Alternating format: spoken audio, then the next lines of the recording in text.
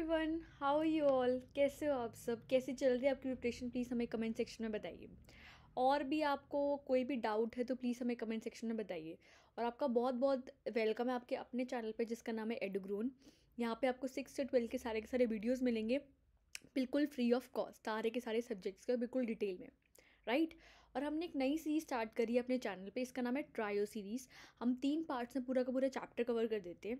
2 parts में होते हैं उसके इंट्रोडक्टरी लेक्चर्स, और फिर आता है उसका जो थर्ड पार्ट में उसके क्वेश्चन आंसर्स। हम पहले 2 पार्ट्स में डिस्कस करते हैं उसका पूरे थ्योरेटिकल, जो उसको एक वर्ड में उस चैप्टर को डिटेल में एक्सप्लेन करते हैं एक लाइन से, पूरे डाउट्स लेकर। और फिर जो थर्ड पार्ट में जो एग्जाम्स में क्वेश्चन आएंगे उसकी हेल्प से हम एक्सप्लेन करते हैं अपने चैप्टर को, राइट। तो ये था हमारा इसका मीनिंग। और प्लीज़ कमेंट सेक्शन में बताइए कि प्रिपरेशन कैसे चल रही है अपने अपने एग्ज़ाम्स की। आप कैसे अपने एग्ज़ाम्स को प्रिपेयर कर रहे हो, अपनी वाटर कंज्यूम कर रहे हो अच्छे से या नहीं, आप योगा कर रहे हो या नहीं, एक्सरसाइज में आपको सारी सारी बातें कही थी करने के लिए कि अपने एग्ज़ाम को अच्छे से करने के लिए आपको बहुत माइंड का फ्रेश होना ज़रूरी भी है। आपको फ्रूट्स खाने हैं, आपको योगा करनी है, एक्सरसाइज करनी है, राइट। अपने माइंड को फ्रेश करना है, अच्छी अच्छी बुक्स पढ़नी है अच्छे अच्छे ऑथर्स की, गूगल पे जाके सर्च करना है पॉजिटिव थॉट्स, ताकि आपका माइंड अच्छी अच्छी बने, और जो बड़े बड़े लोग हैं उनकी अच्छी अच्छी बातें आपको सुननी है। तो ये सब चीज़ें हमने डिस्कस करी थी, ओके। तो प्लीज़ इन चीज़ों को फॉलो करना। और कमेंट सेक्शन में आपको कोई भी डाउट आता है किसी भी सब्जेक्ट सा, तो प्लीज़ हमें बताइए, हम पूरी हेल्प करेंगे आपका एक डाउट सॉल्व करने के लिए। और प्लीज़ हेजिटेट नहीं करना कि मेरा थोड़ा सा छोटा सा डाउट है, इसको मैं पूछूँ या नहीं। कोई भी डाउट हो, आपको हमारा आपको मैंने आपका एग्ज़ाम चेक नहीं करना है, बट कोई भी जो आपको इन्विजिलेटर है आपके एग्ज़ाम्स चेक करेगा, राइट, उसको आपको मेक श्योर करने के आपको फुल मार्क्स दे, एक भी मार्क ना कटे। इसके लिए आपको छोटे से छोटा डाउट हो तो प्लीज़ उसको हेजिटेट ना करना पूछने के लिए, और प्लीज़ हमें पूछ लेना, ओके। और ज़्यादा ज़्यादा डाउट्स आएंगे आपके तो हम एक आपकी गूगल मीट क्लास रख लेंगे, ताकि आपके सारे के सारे डाउट्स वो हो जाए, सॉल्व हो जाएं, आपके एग्जाम से बिल्कुल फुल मार्क्स आए। और सिर्फ इकोनॉमिक्स पे ध्यान नहीं देना, बाकी जो सब्जेक्ट्स हैं आपके, अकाउंटेंसी हो गया, अकाउंटेंसी में बहुत ज़्यादा प्रैक्टिस लगती है, आपको इतने सारे क्वेश्चन सॉल्व करने होंगे। एग्जाम में कोई सा भी क्वेश्चन आ सकता है, ज़रूरी नहीं कि जो आप सॉल्व करोगे वही वाला है, राइट। मैथ्स में एक सर्टेनिटी होती है कि एनसीईआरटी से ही क्वेश्चन आएगा, बट जो अकाउंट्स होता है उसमें काफ़ी सारे कंसेप्ट्स होते हैं, तो आपको कंसेप्ट्स को याद रखना, ना कि क्वेश्चंस को। और जितनी प्रैक्टिस आप कर सकते हो, क्योंकि अकाउंट्स में काफ़ी सारे कैलकुलेशन मिस्टेक्स हो सकती हैं, उसको भी आपको लेके चलना है। आप सोच रहे हो कि मैं तो सिर्फ इकोनॉमिक्स पढ़ाती हूँ, तो मैं बाकी सब्जेक्ट्स की बात क्यों कर रही हूँ? क्योंकि जो आपकी परसेंटेज होगी वो सिर्फ और सिर्फ इकोनॉमिक्स से नहीं बनेगी बच्चों। इकोनॉमिक्स तो फिर भी एक थ्योरेटिकल सब्जेक्ट है, जो आप पढ़ोगे वही आपके एग्जाम्स में आ जाएगा, और फॉर्मूला वगैरह सब सेम रहेंगे। बट जो बाकी सब्जेक्ट्स हैं, मैं चाहती हूँ आपके मार्क्स अच्छे आएँ, आपकी ओवरऑल परसेंटेज अच्छी हो, सिर्फ और सिर्फ इकोनॉमिक्स में ना हो, राइट। इकोनॉमिक्स में तो अच्छे हो ही हो, बट बाकी सब्जेक्ट्स में भी अच्छे हो। तो तभी मैं चाहूँगी कि आपके जो बाकी सब्जेक्ट्स पे आप फोकस जितना कर सकते हो उतना करो, राइट। तो फिर बिल्कुल भी हेजिटेट नहीं करना है आपको किसी भी डाउट पूछने के लिए, मैं यही कहूँगी। और बाकी भी जो आपके सारे सारे टीचर्स हैं हमारे चैनल पे, उनसे जितने भी डाउट्स आप पूछ सकते हो, आपको पूरी ट्राई करनी है पूछने की, ओके। और कोई भी डाउट से बिल्कुल हेजिटेट नहीं करना। और अपने एग्जाम्स में आपको मैं एग्जाम्स देने से पहले आपका एक वीडियो लूँगी, जिसमें आप बताओगे कि आपको एग्जाम्स को प्रेजेंट कैसे करना है। तो आपको बिल्कुल नीट एंड क्लीन रखना है। जो आपको शीट मिलेगी, आपको क्या करना है, उसको लाइन खींचनी है दोनों तरफ। और जब भी कोई हेडिंग आती है तो उसको ब्लैक पेन से लिखना है, नीचे अंडरलाइन करना है, और एक बॉक्स बना देना है। और उस लाइन के बाद ही शुरू करना है, यानी कि उसके लाइन के आगे शुरू कर दो, एक उसको छोड़ के नीचे से शुरू करना है, ताकि आपकी और अच्छे लगे प्रेजेंटेशन। और कोई भी क्वेश्चन आंसर खत्म होने के बाद आपको क्या करना है, आपको एक वो ड्रॉ कर लेना, आपको लाइंस ड्रॉ कर लेनी है, दो दो डबल लाइन ड्रॉ करनी है हर एक क्वेश्चन को कंप्लीट करने के बाद। तो ये सब बातें हम डिस्कस करेंगे जब हमारा सिलेबस पूरा खत्म हो जाएगा, कि हमें प्रेजेंट कैसे करना है अपने एग्जाम्स को। तो ये सब बातें हम बाद के लिए छोड़ देते हैं। रही बात इकोनॉमिक्स की, हमने इकोनॉमिक्स से पूरी स्टैटिस्टिक्स अपनी कवर कर ली है। हमारी माइक्रो इकोनॉमिक्स भी खत्म होने वाली है, हमारा लास्ट चैप्टर रह गया है हमारा मार्केट परफेक्ट कंपटीशन वाला। हम ये सब चीज़ें डिस्कस कर रहे हैं इसमें, राइट। इसका मैंने पार्ट 1 का वीडियो ऑलरेडी अपलोड कर दिया है। उसको देखने से पहले आपको क्या करना है, इस वीडियो को देखने से पहले उस वीडियो को देखना है, तभी आपको ये वाला वीडियो समझ में आएगा। क्योंकि मैंने पार्ट 1 पूरा अच्छे से बता दी कि उसका इंट्रोडक्शन कैसे होता है, परफेक्ट कंपटीशन का क्या क्या उसके फीचर्स होते हैं, और काफ़ी सारी चीज़ें हमने और भी डिस्कस करी थी, जो आपको पार्ट 1 में समझ आएगी। और पार्ट 2 में हमें क्या करना है, जो इसका नेक्स्ट पार्ट जो आगे टॉपिक बचा है वो हम इसमें कवर करेंगे, राइट। तो let's start with the market equilibrium की मैं पीपीटी खोल लेती हूँ, ताकि आपको समझा सकूँ जो इसका सेकंड पार्ट है वो, okay. So let me open with the power point presentation of market equilibrium. Let's start, okay. Microsoft power point. Firm under perfect competition, मैंने काफ़ी सारा टॉपिक तो डिस्कस कर दिया था आपके साथ, राइट। कुछ कुछ जो थे जो इसकी इंट्रोडक्शन था हम डिस्कस कर चुके हैं। मार्जिनल रेवेन्यू हमने डिस्कस कर लिया है। हमने ये भी डिस्कस किया था कि जो फर्म है अपना प्रॉफिट मैक्सिमाइज़ कैसे करेगी, सब चीज़ें हम ऑलरेडी डिस्कस कर चुके हैं, राइट। अब हम डिस्कस करेंगे कंडीशन 1 को। ये जो प्रॉफिट मैक्सिमाइज़ करने की 3 कंडीशंस होती हैं स्टूडेंट्स, तो हम इसकी 3 कंडीशन में सबसे पहले जो कंडीशन है हमारी कंडीशन 1, उसको हम डिस्कस करेंगे। So let's start. Profits are difference between total revenue and total cost. Okay, जो हमने प्रॉफिट्स होते हैं किसी भी फॉर्म के, अगर हम कहेंगे कि प्रॉफिट्स निकालने, तो प्रॉफिट्स डिफरेंस होता है किसके इसके बीच में, टोटल रेवेन्यू और टोटल कॉस्ट के बीच में, राइट। अगर हमें किसी भी फॉर्म, फॉर एग्जांपल ये फॉर्म है, हमें इसके प्रॉफिट्स निकालने हैं, कितने प्रॉफिट्स इस फॉर्म ने कमाए, तो हम उसकी जो टोटल रेवेन्यू आई है हमारे फॉर्म की, जितना हमें पैसा मिला है उसके प्रोडक्ट्स को सेल करें, अगर हम उसको माइनस कर देंगे जितनी हमारी टोटल कॉस्ट आई है प्रोड्यूस करने से उन प्रोडक्ट्स को, अगर हम माइनस कर देंगे तो आ जाएगी हमारी प्रॉफिट। ओके, तो ये फॉर्मूला है प्रॉफिट का। Total cost increase at the output increase, अगर हमारे आउटपुट इंक्रीज होंगे, अगर पहले आउटपुट्स थे हमारे 10 बट फिर आउटपुट्स हो गए हमारे 15, तो ऑब्वियसली जितने ज़्यादा हमारे आउटपुट्स होंगे उतना बनाने का खर्चा भी उतना आएगा, उतनी ज़्यादा उसकी लेबर लगेगी, उतनी उसकी मशीनरी लगेगी। जैसे टोटल आउटपुट इंक्रीज होगा वैसे हमारी टोटल कॉस्ट इंक्रीज होगी, right. Notice as long as a change in the avenues later than the change in total cost, तो जैसे जैसे हमारा आउटपुट पे इंक्रीज आएगा उसके अकॉर्डिंग हमारा टोटल कॉस्ट में इंक्रीज आएगा, राइट। ये सब बातें हम ऑलरेडी डिस्कस कर चुके हैं।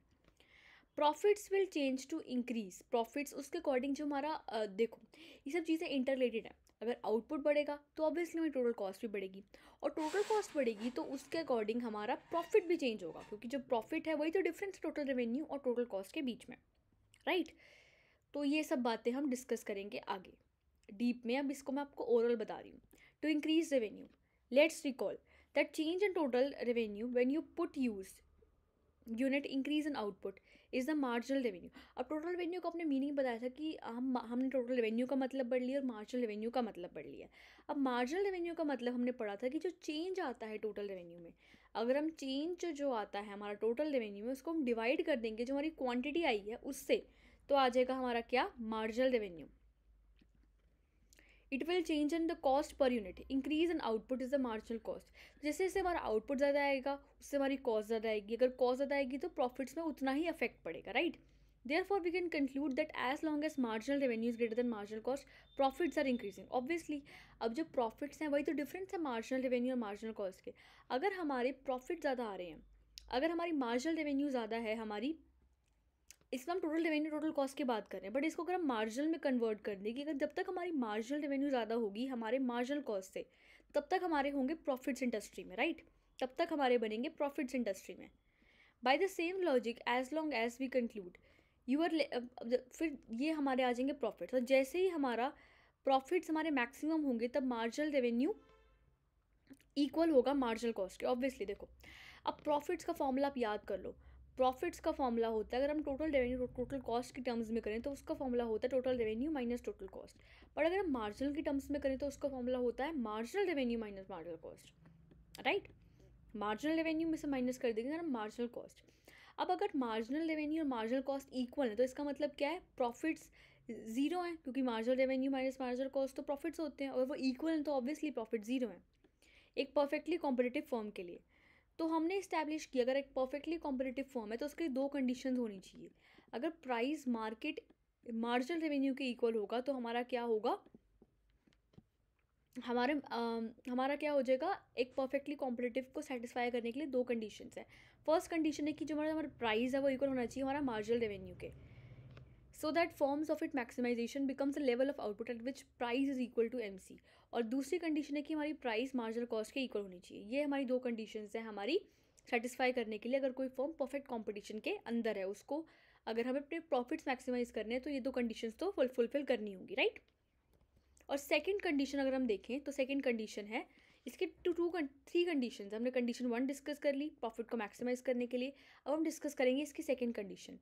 Consider second condition that must hold when the profit maximization level is positive. अगर हमें प्रॉफिट्स को मैक्सिमाइज करें तो उसकी सेकंड कंडीशन होनी चाहिए कौन सी, second condition should be why does the case of marginal cost curve slopes downward at the profit maximizing output। हमने देखा है कि जो मार्जिनल कॉस्ट कर्व होता है वो डाउनवर्ड स्लोप करता है, राइट। जो मार्जिनल कॉस्ट कर्व है वो डाउनवर्ड स्लोप करता है, बट ऐसा क्यों होता है कि जो मार्जिनल कॉस्ट कर्व है वो डाउनवर्ड स्लोप कर रहा है अगर कोई प्रॉफिट मैक्सिमाइजिंग फर्म की हम बात करें? Note that output levels Q1 and Q4 the market price is equal to marginal cost. हमने नोटिस किया कि देखो, हमने एक फिगर का एग्जांपल लेके चला, हमने इस फिगर में एक्सप्लेन किया जो हमारी क्वांटिटी है Q1 क्वांटिटी पे हमारा क्या हो रहा है, हमने इसमें प्राइस को लिया है हमने वर्टिकल एक्सेस पे और आउटपुट को ले लिया हमने हॉरिजॉन्टल एक्सेस पे।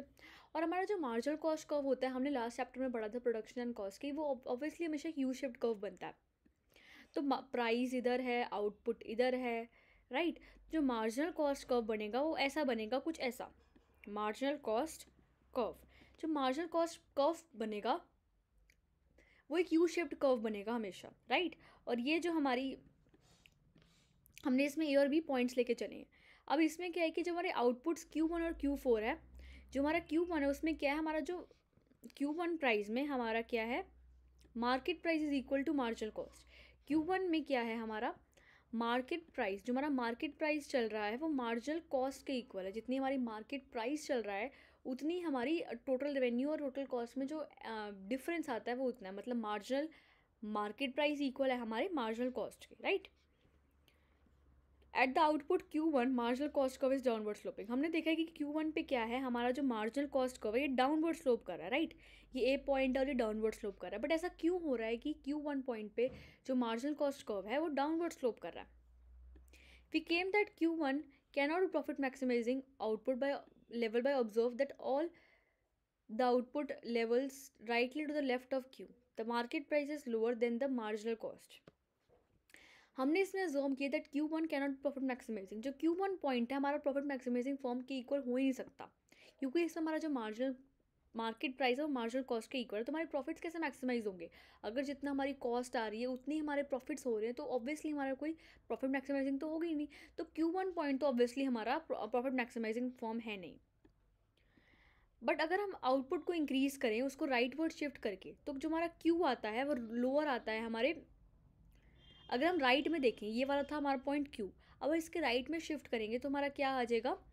अगर हम इसके राइट में शिफ्ट करेंगे, output levels rightly to the left of Q, अगर हम राइट में शिफ्ट करेंगे तो जो हमारा मार्केट प्राइस है वो लोअर हो जाएगा, तो हमारी marginal market price will be lower, तो मार्जिनल कॉस्ट ज़्यादा होगी हमारी, राइट। तो इस पॉइंट में इसके राइट साइड हम मूव करेंगे। हमने ए पॉइंट की बात कर ली कि ए पॉइंट पर Q1 आउटपुट पे हमारा मार्जिनल प्राइस और मार्जिनल कॉस्ट इक्वल है, बट अगर हम इसके राइट साइड मूव करेंगे तो क्या होगा, हमारा मार्जिनल कॉस्ट ज़्यादा आएगी as compare to market price. तो this implies that firm's profit at an output level rightly smaller than Q1 exceeds the corresponding output level, being the case Q cannot be profit maximizing level। तो इस case में भी हमारा क्या होगा, जो ये वाला पॉइंट होगा इसको आप मान लो Q2, तो यहाँ पे भी हमारी प्रॉफिट मैक्सिमाइजिंग नहीं हो सकती, क्योंकि हमारी ऑब्वियसली हमारी कॉस्ट ज़्यादा आ रही है हमारे मार्जिनल प्रोडक्ट से, तो ऑब्वियसली हमारे प्रॉफिट मैक्सिमाइज नहीं होंगे यहाँ पे, तो हमें कहीं और देखना पड़ेगा जहाँ पे हमारे प्रॉफिट्स मैक्सिमाइजिंग होंगे, राइट। तो ये थी हमारी सेकेंड कंडीशन कि हमें उस पर करना है जहाँ हमारे मार्जिनल वहाँ पे देखना है कि यहाँ पे नहीं देख सकते हम अपने प्रॉफिट मैक्सिमाइजिंग की कंडीशन, और यहाँ पे भी नहीं देख सकते, तो हमें राइट साइड में मूव करना ताकि हमारे जो प्रॉफिट मैक्सिमाइजिंग हो सके। और इसमें हमने डिस्कस किया कि हमारा marginal cost curve downward slope क्यों करता है। अब थर्ड कंडीशन क्या है? Consider the third condition that must hold one price must be letter और equal to ABC in the short run. Okay, तो इसको हम एक्सप्लेन करेंगे with the help of diagram. Third condition है that the case must be letter और equal to ABC। हमारा जो price है वो ABC के इक्वल होना चाहिए। ओके, जो नेक्स्ट कंडीशन है हमारी, जो कंडीशन 3 है वो है price must be equal to ABC short run की अगर हम बात करें, जिसमें हमारे वेरिएबल फैक्टर्स होते हैं, राइट। हम जो फिक्स फैक्टर्स होते हैं उसको हम शॉर्ट रन में चेंज नहीं कर सकते, बट अगर हम लॉन्ग रन की बात करें तो सारे फैक्टर्स हमारे लॉन्ग रन बन जाते हैं, चाहे वो फिक्स्ड हो चाहे वो वेरिएबल हो। We all know that statement of case 1 is argue to then a profit maximizing formula short run we will not able to see an output level when the market price is lower than the ABC। Okay, अगर हम situation इसकी बात करें तो इसमें क्या होता है हमारा, जब हमारे प्रॉफिट तभी मैक्सिमाइजिंग होंगे जब हमारे प्राइस ABC के बराबर है।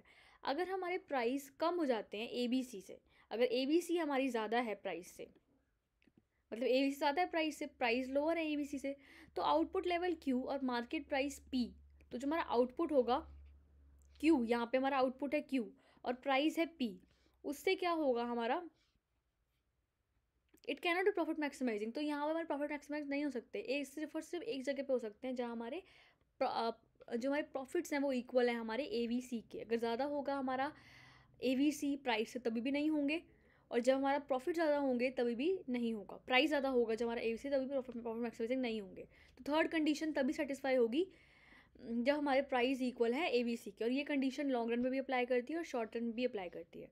तो इसमें हम एक डायग्राम की हेल्प से इसको एक्सप्लेन करते हैं। हमने जो y एक्सिस पे लिया है हमारा है प्राइस और कॉस्ट को लिया है हमने y एक्सिस पे, और हमने जो राइट इस पे लिया है हमारा इस पे हॉरिजॉन्टल एक्सिस पे हमने लिया है हमारे आउटपुट को, राइट। यहाँ पे लिया है हमने प्राइस और कॉस्ट को, और यहाँ पे लिया है हमने आउटपुट को। तो हमारा जो SMC होगा, SMC का मतलब जो शॉर्ट मार्जिनल कॉस्ट होगा, शॉर्ट रन का मार्जिनल कॉस्ट, हमने नोटिस किया कि मार्जिनल कॉस्ट को हमेशा, और वो होता है हमारा क्या कहते वो होता है यू शेप बनता है। तो अगर शॉर्ट रन की बात करें तो वो कुछ ऐसा बनेगा, जो थोड़ी सी टिक की शेप आएगी, तो वो ऐसा बन जाएगा, राइट। और अगर हम ABC की बात करें, एवरेज वेरिएबल कॉस्ट, हमने पिछले जो हमारा कॉस्ट वाला चैप्टर था उसमें हमने डिस्कस किया कि वो ऐसे बनता है। और हमारा जो ये वाला कर्व होता है हमने ये बना लिया, और ऐसे भी होता है जो अगर शॉर्ट रन की एवरेज कॉस्ट कर्व की बात करें तो वो कुछ ऐसा बनता है, राइट। तो हमने तीन तीन कर्व्स यहाँ पे बना लिए, और यहाँ पे हमारा होगा प्रॉफिट मैक्सिमाइजिंग जब हमारे प्राइजेस इक्वल हैं हमारे AVC के। ये होगा हमारा प्राइजेस मैक्सिमाइजिंग का पॉइंट। अगर हमारे प्राइजेस कम होंगे AVC से, हमारे प्राइजेस कम होंगे तब हमारा प्रॉफिट मैक्सिमाइजिंग नहीं होगा, और अगर ज़्यादा होंगे प्राइजेस AVC से तभी प्रॉफिट मैक्सिमाइजिंग नहीं होगा। तो जो प्रॉफिट मैक्सिमाइजिंग की कंडीशन है वो यही होती है कि जब प्राइजेस इक्वल है हमारे AVC के तब हमारा प्रॉफिट्स मैक्सिमाइजिंग होंगे, राइट। तो ये तब हमारे हो जाएगी prices, and that is are quantity. और यहाँ पे हम ले लेंगे प्राइस और कॉस्ट को, और यहाँ पे ले लेंगे हम आउटपुट को। Okay, case 1, price must be letter और इक्वल टू AVC। अगर हमने प्राइसेस को ज़्यादा ले लिया AVC से, हमने दोनों कंडीशंस लेके चलिए, जब हमारा AVC ज़्यादा था प्राइजेस से और जब हमारे प्राइसेस ज़्यादा AVC से, यहाँ पे भी हम देखेंगे कि हमारे प्रॉफिट्स मैक्सिमाइजिंग नहीं होंगे। बट क्यों नहीं होंगे उसका एग्जाम्पल देखेंगे। इन the short run we know that the statement of case 1 is argued, then a profit maximizing firm in the short run, अगर हम एक प्रॉफिट मैक्सिमाइजिंग फर्म को देखें शॉर्ट रन में, we will not see an output level where in the market prices lower than the AVC। अगर हमने क्या दे दिए, प्राइसेस को ज़्यादा कर दिए AVC से, हमारे प्राइसेस ज़्यादा हैं, एवरेज वेरिएबल कॉस्ट आ रही है उससे भी ज़्यादा हमारे प्राइसेस हैं, तो हमारे तब प्रॉफिट्स मैक्सिमाइजिंग नहीं होंगे, प्रॉफिट्स हमारे मैक्सिमाइज तब नहीं होंगे। Where is market prices lower than AVC, output level हमारा Q चल रहा है और मार्केट प्राइस चल रहा है Q, राइट। हमारा वो लोअर है AVC से, तो यहाँ पे हमारे प्रॉफिट्स मैक्सिमाइजिंग नहीं हो सकते। तो सिर्फ और सिर्फ एक जगह हमारे प्रॉफिट मैक्सिमाइजिंग हो सकते हैं अगर हम परफेक्टली कॉम्पिटिटिव की लॉन्ग रन में भी बात करें और शॉर्ट रन में भी बात करें। वो तब हो सकता है जब हमारे प्राइजेस इक्वल हैं एवरेज वेरिएबल कॉस्ट से। ओके, तो अगर ऐसा हो जाएगा, अगर हमारे प्राइसेस ज़्यादा आ जाएंगे AVC से, तो हमारी जो फर्म है उसको लॉसेज हो जाएंगे और हमारे को शट डाउन करना पड़ेगा अपनी फर्म को। Has a profit of zero, again the firm exit. तो हमारे दो कंडीशंस हमें एग्जिट करना पड़ेगा, जब हमारे प्राइसेस ज़्यादा है AVC से या हमारा AVC ज़्यादा है प्राइसेस से। बट एक कंडीशन जो प्रॉफिट मैक्सिमाइजिंग पूरा देगी वो हो जाएगी हमारी price is equal to AVC। तो हमने इसके जो कंडीशन थी 3 डिस्कस कर ली। अब next is prices must be greater than equal to AC। अगर हमने जो देखा है कि हमारे प्राइजेस इक्वल होने चाहिए AVC से, वो हमने दोनों कंडीशंस के केस में करा है, शॉर्ट रन के केस में भी और लॉन्ग रन के केस में भी। अब इसमें हम बात करेंगे, जो हमने पिछले में डिस्कस किया वो था हमारी शॉर्ट रन की बात। हमने यहाँ पे हर चीज़ शॉर्ट में बताई थी कि ये शॉर्ट रन मार्जिनल कॉस्ट है, ये short run average variable cost है, और ये एवरेज वेरिएबल कॉस्ट है। इसे वो जो बात हो रही थी वो शॉर्ट रन में होती थी। शॉर्ट रन में हमारे पास इतनी ज़्यादा मैकेनिज़म्स नहीं होते कि हम जो हमारी वेरिएबल कॉस्ट है उसको हम चेंज कर, मतलब हम वेरिएबल को तो चेंज कर सकते हैं बट जो हमारी फिक्स्ड है उसको हम चेंज नहीं कर सकते। बट अगर हम लॉन्ग रन की बात करें, जो सारे फैक्टर्स हैं वो फिक्स्ड भी वेरिएबल हो जाते हैं, वेरिएबल तो वेरिएबल होते ही हैं। तो वेरिएबल में हमारी लॉन्ग रन होती है उसमें हमारे बहुत सारे ऑप्शन हो जाते हैं हमारे पास, राइट। अब इसमें हम बात करेंगे हमारे वेरिएबल फैक्टर्स के बारे में, राइट। वेरिएबल फैक्टर्स के बारे में हम बात करेंगे। Make sure that the statement of case into the profit maximizing firm in the long run. अगर हम लॉन्ग रन की बात करें, इसमें हमने लेकर चला एक लॉन्ग रन का case, will not produce any output level but the market prices are lower than AVC। Okay, तो इसमें भी हमने एक ये कंडीशन लेके चली है कि अगर प्राइसेस ज़्यादा है AVC से तब हमारी हम प्रॉफिट मैक्सिमाइजिंग तो हमारी वहाँ पे नहीं होगी। अगर हमारे प्राइसेस ज़्यादा हैं, अगर प्राइसेस ज़्यादा हैं AVC से, या तो हमारे मार्केट प्राइसेस कम है AVC से, मतलब हमारा AVC ज़्यादा है। अगर हमारे AVC ज़्यादा है मार्केट प्राइसेस से, तब हम ऑब्जर्व करेंगे कि output level when the market price be lower than the long one cannot do profit maximizing level. तो इस पॉइंट हमारा प्रॉफिट मैक्सिमाइजिंग नहीं होगा, और अगर जब हमारे प्राइजेस ज़्यादा होंगे ABC से तभी हमारा प्रॉफिट मैक्सिमाइजिंग नहीं होगा। तो सिर्फ और सिर्फ एक कंडीशन हमारा प्रॉफिट मैक्सिमाइजिंग हो सकता है अगर हम लॉन्ग रन की बात करें या शॉर्ट रन की बात करें। वो होता है हमारा जब प्राइजेस इक्वल होते हैं हमारे ABC से, राइट। और notice that firms total revenue is the area of rectangle. जो टोटल रेवेन्यू होता है हमारा वो एरिया रेक्टेंगल को होता है। अब ये वाला रेक्टेंगल है हमारा, इसको हम डिस्कस करेंगे अच्छे से। ये जो एरिया ऑफ रेक्टेंगल है ये हो जाएगा हमारा टोटल रेवेन्यू, राइट। जो रेक्टेंगल का एरिया होता है वो होता है हमारा total revenue. Since the area of rectangle is larger than area of rectangle OPQ1, ये वाला जो एरिया ऑफ रेक्टेंगल है ये वाला हो जाएगा हमारा टोटल रेवेन्यू। ये वाला जो एरिया ऑफ रेक्टेंगल है OP और ये वाला E वाला ये ज़्यादा है एज़ कम्पेयर टू OP और ये P वाला, राइट। ये वाला एरिया ज़्यादा है एज़ कम्पेयर टू ये वाला एरिया, तो इसके ज़्यादा टोटल रेवेन्यू हमारा आएगा। जितना बड़ा होगा उतना ज़्यादा हमारा टोटल रेवेन्यू इंक्रीज होता रहेगा। The phone and cut losses at output but in the long run a firm has to shut up. हो सकता है इसको शॉर्ट रन में प्रॉफिट हो जाए, बट लॉन्ग रन में अगर हम लॉन्ग रन की बात करें, क्योंकि हमारा जो टॉपिक है इस डिस्कशन में वही चल रहा है कि जो लॉन्ग रन की बात करें, तो लॉन्ग रन में इस फर्म को ऑब्वियसली एग्जिट करना पड़ेगा। Production has a zero profit zero when the firm shoot list exit in this case. तो इस केस में हमारा क्या होता है, हमारा जो प्रॉफिट होगा वो ज़ीरो हो जाएगा, और इस केस में हमारे जो फर्म्स हैं उसको एग्जिट करना पड़ेगा। Form shoot list exit in this case, तो इसमें हमारे फॉर्म्स को एग्जिट करना पड़ेगा। अगर हमारे एवरेज कॉस्ट कर्व ज़्यादा हो जाएगी हमारी प्राइसेस से, हमारी प्राइस ज़्यादा हो जाएंगी हमारी एवरेज कॉस्ट कर्व से, तो सिर्फ और सिर्फ एक कंडीशन होती है जहाँ पे फॉर्म को सबसे ज़्यादा बेनिफिट्स होंगे और प्रॉफिट बहुत ज़्यादा होंगे उस कंडीशन में। वो होती है जब हमारे प्राइजेस इक्वल है हमारे एवरेज कॉस्ट कर्व के। इससे अगर हम ऊपर करेंगे प्राइजेस को, या तो एवरेज कॉस्ट कर्व की, या तो उससे नीचे करेंगे एवरेज कॉस्ट कर्व, तभी भी जो प्रॉफिट उसको लॉसेस सफर हो जाएंगे और फॉर्म को एग्जिट करना पड़ेगा इंडस्ट्री से। तो ये हमारी कुछ कंडीशन थी। अब इसको हम डायग्राम की हेल्प से रिप्रेजेंट करते हैं। हमने यहाँ पे डायग्राम लिया है प्राइजेस, यहाँ पे हमने प्राइस और कॉस्ट लिखी है। हमारे पिछले डायग्राम में भी हमने यहाँ पे प्राइसेस और कॉस्ट लिखी थी, वो था शॉर्ट रन की बात। अब ये है हमारी लॉन्ग रन की बात। यहाँ पे हमने लिखे हैं प्राइसेस एंड कॉस्ट, और यहाँ पे है हमारा आउटपुट, राइट। अब यहाँ पे हम लॉन्ग रन की बात कर रहे हैं। हमने पिछले केस में देखा था कि ये सब कुछ शॉर्ट रन में था, short run marginal cost curve, short run average variable cost, right. तो हम यहाँ पे कर रहे हैं लॉन्ग रन की बात, ऑब्वियसली, राइट। तो लॉन्ग रन की बात कर रहे हैं।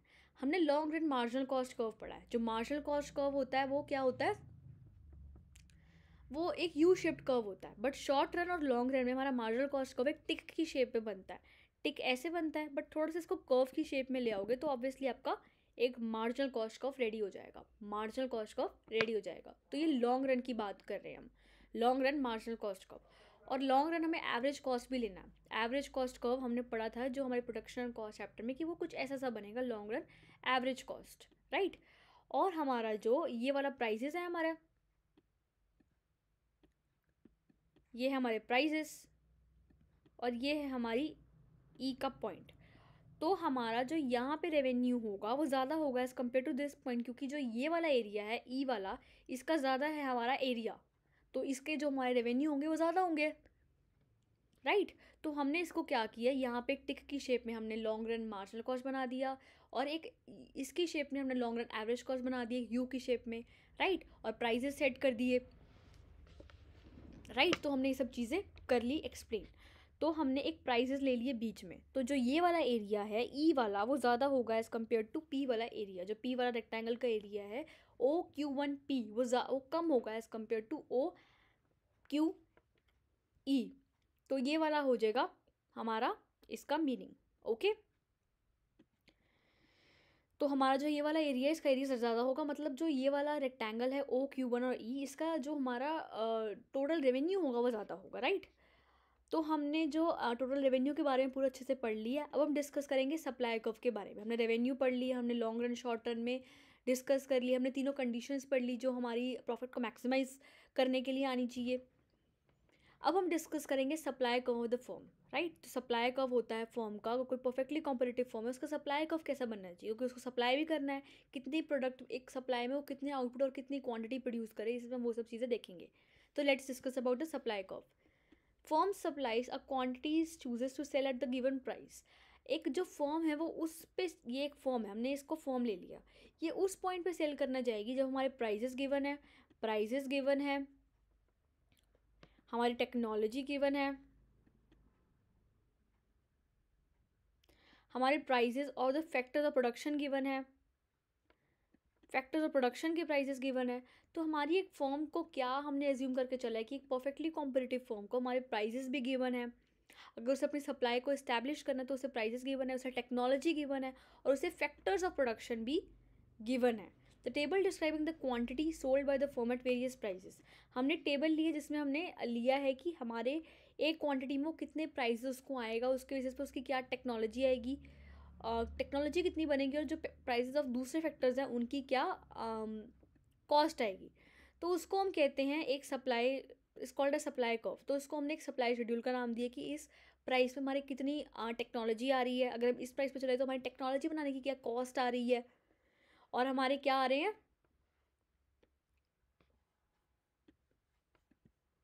और हमारी उस प्राइस पे हमारी रिलेटेड फैक्टर्स की क्या कॉस्ट आ रही है, हमारे फैक्टर्स ऑफ प्रोडक्शन उसको बनाने का खर्चा कितना आ रहा है इस प्राइस पे, तो हम कितना बना सकते हैं, राइट।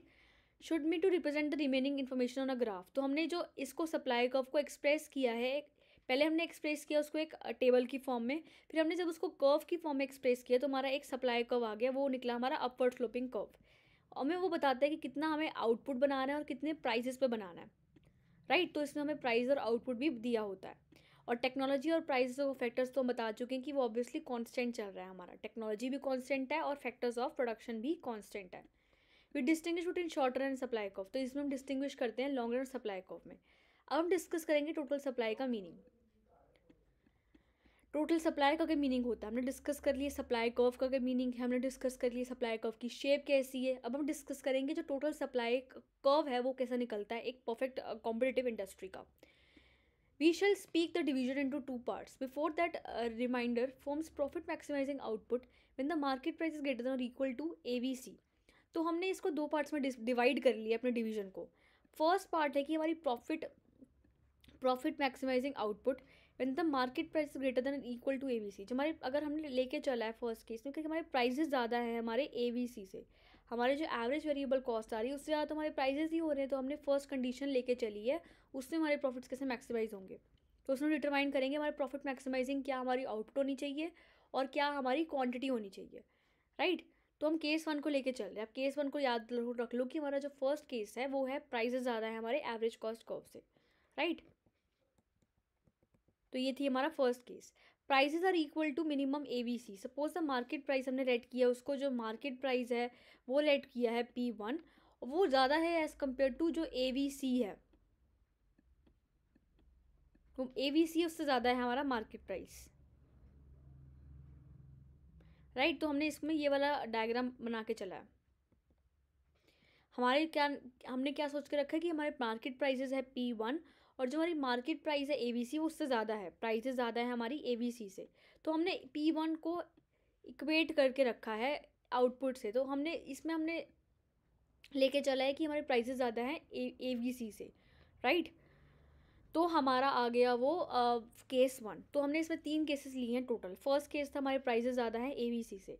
सेकंड केस ये है कि हमारे प्राइसेस ज़्यादा हैं लेस हैं एवीसी से, तो मतलब एवीसी मतलब ज़्यादा है हमारा, AVC is less greater than price, तो एवीसी ज़्यादा है हमारे प्राइस से। Suppose that market price is P1 और वो ज़्यादा है हमारा जो एवीसी ज़्यादा है as compare to the price, right. तो हमारा सेकेंड केस है ये। In other words it can not be a case in which the firm supplies a positive output in the form market prices this is the produces this output. तो इसमें हमने ये सब लेके चला है कि जब हमारे प्राइसेस ज़्यादा थे, हमारी फर्स्ट कंडीशन थी कि प्राइसेस ज़्यादा थे हमारी एवीसी से, सेकंड कंडीशन थी कि हमारी एवीसी ज़्यादा है हमारे प्राइसेस से, ओके।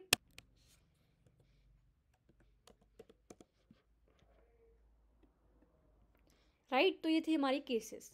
अब हम डिस्कस करेंगे लॉन्ग रन सप्लाई कर्व के बारे में, ओके। अब हम डिस्कस करेंगे लॉन्ग रन सप्लाई कर्व के और उसको हम एक डायग्राम की हेल्प से भी एक्सप्लेन करेंगे। Latest to the one figure, long run supply curve. As in the long run supply curve, we split the division into two parts. अगर हम long run supply curve की बारे में बात करें तो हम इस डिवीजन को 2 पार्ट्स में बांट देंगे।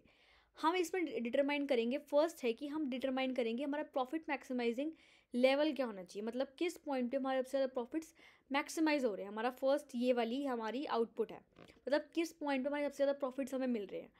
When the market price is better और इक्वल टू मिनिमम एवीसी, जब हमारा मार्केट प्राइस ज़्यादा है एवीसी से, मतलब प्राइस ज़्यादा है ABC से। This is when we determine the firm's profit maximizing output. और इसको डिटरमाइन करने के बाद हम डिटरमाइन करेंगे कि हमें दो चीज़ें डिटरमाइन करनी है। फर्स्ट है कि हमारा प्रॉफिट मैक्सिमाइजिंग का प्राइस क्या होना चाहिए, प्रॉफिट मैक्सिमाइजिंग का प्राइस, और सेकंड होना चाहिए हमारा प्रॉफिट मैक्सिमाइजिंग का आउटपुट क्या होना चाहिए। तो आउटपुट को डिटरमाइन करने के बाद, प्राइस को डिटरमाइन करने के बाद, हमने फर्स्ट कंडीशन ली कि हमारी प्राइसेस ज़्यादा हैं ABC से, और सेकंड कंडीशन होगी हमारी कि हमारे ABC ज़्यादा है प्राइस से, तो ABC is greater than price, ABC is greater than price, right. तो प्राइसेस इसमें कम है और ABC ज़्यादा है, तो इसमें हमने दो कंडीशंस लेके चली है। Is equal to the minimum LRAC, suppose market price is P which exceeds the minimum price C upon equating with the MC raising part of the alarm stick. तो इसमें हमारे इसमें को सिचुएशन को रख के हमारा P1 भी आ जाएगा और हमारी Q1 क्वांटिटी भी आ जाएगी। तो इसमें हमने डायग्राम को लेके चला है। इसमें हमने जो हम हमेशा जो y एक्सिस है उस पर हम क्या लिखते हैं, प्राइस और कॉस्ट लेते हैं, और हमारा जो x एक्सिस है उस पर हम लेते हैं आउटपुट को, राइट। तो इसमें हमने short run marginal cost curve लेके चला है। ये है हमारा short run marginal cost curve. हमने पिछले एक्सप्लेन किया था जो हमारी शॉर्ट रन वाली थी कि हमारा जो short run marginal cost curve होता है वो हमेशा क्या आता है, एक यू शेप्ड कर्व बनता है और अपवर्ड स्लोपिंग बनता है, और यू शेप बनता है और थोड़ा सा टिक की शेप में बनता है, राइट। तो हमने इसको टिक की शेप में बना लिया, टिक की शेप ऐसे होती, थोड़ा सा इसको कर्व ही ला दिया हमने। अब हम क्या करते हैं, इसको हम एक एवरेज वेरिएबल कॉस्ट में भी कर लेते हैं। एवरेज वेरिएबल कॉस्ट में हमने इसको ले लिया, राइट। हमें तीन चीज़ें चाहिए होती हैं हमें कर्व को डिटरमाइन करने के लिए। हम पहले y एक्सिस में ले लेंगे उसका प्राइस और कॉस्ट, और x एक्सिस पे हम ले लेंगे उसके आउटपुट। ओके, तो आउटपुट ले लिया हमने प्राइस और कर्व ले लिया। अब हम क्या करेंगे, इसका हमने इसको टिक की शेप में बना दिया short term marginal cost curve को। फिर हमने क्या कर दिया, हमने एवरेज वेरिएबल कॉस्ट कर्व को हमने ऐसा बना दिया, कुछ ऐसा सा, राइट। तो नीचे बना दी डाउनवर्ड स्लोपिंग। अब हम जो short run average cost curve है, short run average cost curve है, उसको कुछ हम ऐसा बना देंगे, राइट। तो हम तीन चीज़ें लेके चलेंगे। फर्स्ट हो जाएगी हमारी क्या, short run marginal cost curve, और शॉर्ट रन एवरेज कॉस्ट और एवरेज वेरिएबल कॉस्ट, ये दोनों कुछ ऐसे से बनेंगे, राइट। और ये था हमारा प्राइस, और ये हमारा था P, पहले हमारा प्राइस ये था, फिर था P2। तो इस वाले जो पॉइंट पे जो रेक्टेंगल आ रहा है इस पर ज़्यादा टोटल रेवेन्यू होगा as compare to this one. मतलब ये वाला जो प्राइजेस था ये ज़्यादा होगा अगर हम इस वाले की बात करें, जो नीचे वाला रेक्टेंगल बन रहा है उससे, तो टोटल रेवेन्यू ऊपर वाले का ज़्यादा होगा एज़ कम्पेयर टू नीचे वाले का रेवेन्यू। ओके, अब हम केस 2 की बात करेंगे। हमने केस 1 में क्या लिया था, हमारे जो प्राइसेस ज़्यादा थे LRAC से, राइट। हमारे प्राइसेस ज़्यादा थे LRAC से, प्राइस ज़्यादा थे हमारे as compare to average cost curve. अब हम डिस्कस करेंगे इसकी सेकंड कंडीशन, जिसमें हमारा क्या होगा, प्राइजेस लेस होंगे LRAC से। हमने इसमें प्राइस फर्स्ट कंडीशन में प्राइजेस को ज़्यादा रखा था LRAC से, तो इसमें प्राइजेस कम है तो ऑब्वियसली LRAC ज़्यादा है। तो प्राइस अगर LRAC से कम है तो ऑब्वियसली LRAC ज़्यादा है, तो LRAC ज़्यादा है as compare to price. Supermarket price which is less than the minimum LRAC. We have argued that a profit maximizing firm, a firm produces a positive output in the long run. The market price P2, mosquitoes are equal, mosquitoes नहीं यहाँ पे, are equal to LAC at a point. At a firm long run and supply curve at the racing part of the LRMC curve and minimum LRC together. तो इसमें हमने क्या किया, इसमें हमने लेके चला है कि हमारी LRAC को हम ज़्यादा कर दिया एज़ कम्पेयर टू प्राइस। तो हम इसमें डिटरमाइन करने की कोशिश करते हैं कि हमारा प्रॉफिट मैक्सिमाइजिंग होगा या नहीं। बट हमें पता है हमारा प्रॉफिट मैक्सिमाइजिंग तभी होगा जब हमारे प्रॉफिट्स इक्वल होंगे एज़ कम्पेयर टू इक्वल होंगे LRAC के। अगर LRAC ज़्यादा हो गया प्रॉफिट से, प्राइजेस से, तभी भी हमारा प्राइजेस जो मैक्सिमम नहीं होंगे, और हमारा LRAC ज़्यादा हो गया प्राइजेस से, तभी भी हम प्राइजेस ज़्यादा हो गया LRAC से, तभी भी हमारा प्रॉफिट मैक्सिमाइजिंग नहीं होगा। तो प्रॉफिट मैक्सिमाइजिंग की कंडीशन सिर्फ और सिर्फ एक होती है जब हमारे प्राइजेस इक्वल हैं हमारे LRAC के, right. As output, long run supply curve is the part of LRMC curve and MC together. तो इसमें हमने लेके चला है कि हमारे प्राइजेस कम है LRAC से, तो इसका डायग्राम कैसे बनेगा। हमने बताया था कि किसी को बनाने के लिए हम y एक्सिस पे लेते हैं प्राइजेस और कॉस्ट को, और यहाँ पे लेते हैं हम आउटपुट को। ये तो हमने लर्न करके रखना है। अब सप्लाई कर्व, हमने लेके चला कि हमने बताया था आपको कि सबसे पहले बनेगा आपका सप्लाई कर्व। अब सप्लाई कर्व कैसे बनता है, अगर हम लॉन्ग रन की बात करें तो लॉन्ग रन सप्लाई कर्व एक अपवर्ड स्लोपिंग टिक की शेप में बनता है, और शॉर्ट रन सप्लाई कर्व की बात करें तो वो भी टिक की शेप में बनता है। तो एक हमने टिक की शेप में सप्लाई कर्व बना दिया। अब हमने इसको बताया नहीं कि लॉन्ग रन है शॉर्ट रन, हमने सिर्फ और सिर्फ सप्लाई कर्व लिख लिया। अब हमने क्या किया, एक short run average cost curve चाहिए होता है और हमें एवरेज वेरिएबल कॉस्ट चाहिए होता है, तो दोनों में पता है यू शेप्ड बनते हैं, तो यू शेप्ड ये बना दिया, यू शेप्ड ये बना दिया, राइट। और यहाँ पे हमने एक प्राइजेस ले लिया ये, तो बहुत सिंपल है कर्व बनाना। एक बार फिर देख लेते हैं कैसा बनाना है। यहाँ पे हम लेंगे price and output, price and cost, और यहाँ पे आ जाएगा हमारा आउटपुट, राइट। पहले हम बनाएंगे एक शॉर्ट रन सप्लाई को बना देंगे अपवर्ड स्लोपिंग, और फिर आ जाएगा हमारा ये वाला शॉर्ट एवरेज कॉस्ट और एवरेज वेरिएबल कॉस्ट, राइट। और यहाँ पे हम लेंगे सिंपल प्राइजेस। तो ये था हमारा इसका मीनिंग। अब हम डिस्कस करेंगे शट डाउन पॉइंट का मीनिंग। हमने ये वाला टर्म बहुत बार सुना है, शट डाउन पॉइंट कुछ ना कुछ होता है, या तो ब्रेक इवन पॉइंट होता है, बट इसका मीनिंग क्या होता है शट डाउन पॉइंट या ब्रेक इवन पॉइंट का, तो इसमें हम ये सब चीज़ें डिस्कस करेंगे, right. Previously, while using the supply curve, we also have discussed in the short run, as long as the product pricing is greater than or equal to minimum AVC, हमने पीछे डिस्कस किया कि जब तक हमारे prices ज़्यादा हैं AVC से, जब तक हमारे प्राइजेस ज़्यादा होते हैं AVC से, as long as supply curve is more or downward, as long as supply curve as a move down, the last price output combination there was the firm produces positive output. जब तक हमारे prices ज़्यादा चल रहे हैं AVC से, हमने condition determine करी थी कि जब तक हमारा प्रॉफिट मैक्सिमाइजिंग तो होता नहीं है, combination that there was the firm produces positive output. हमने लेके चला था कि इस पॉइंट पे हमारा जो कंडीशन है, फर्म एक पॉजिटिव आउटपुट प्रोड्यूस करके चलती है, राइट, और इसमें हमारे प्रॉफिट मैक्सिमाइजिंग नहीं होते। बट अगर हमारे एवीसी ज़्यादा है प्राइजेस से, हमने देखा था कि उस पॉइंट पे भी हमारे प्राइजेस डिटरमाइन नहीं होते। बट अगर हमारे प्राइजेस इक्वल हैं एवीसी से, तब हमारे डिटरमाइन होंगे प्रॉफिट्स, और वो हो जाएगी हमारी कंडीशन प्रॉफिट मैक्सिमाइजिंग कंडीशन की एक फॉर्म की, right. There will be no production point, this called the shut down point. अब इस पॉइंट हमारी कोई प्रोडक्शन नहीं होगी। जब हमारे प्राइजेस इक्वल हैं, हमारे प्राइजेस ज़्यादा हैं एवीसी से, तो हम कोई प्रोडक्शन नहीं करेंगे। तो प्रोडक्शन नहीं करेंगे मतलब हमारी कॉस्ट ज़्यादा आ रही है। अगर हमारे एवरेज कॉस्ट का ज़्यादा है प्राइजेस से, मतलब कॉस्ट ज़्यादा आ रही है, उतना हमें प्राइजेस नहीं मिल रहे, तो उसको हम क्या करेंगे, हम अपनी प्रोडक्शन रोकनी पड़ेगी, क्योंकि हमें प्रोडक्शन को रोकना पड़ेगा। अब प्रोडक्शन रोकने से क्या होगा, प्रोडक्शन रोकने की वजह से हमें अपने फर्म को शट डाउन करना पड़ेगा। प्रोडक्शन का मतलब यही होता है कि हमें एग्जिट करना पड़ेगा, अपने शट डाउन करना पड़ेगा, एग्जिट करना पड़ेगा अपनी इंडस्ट्री को।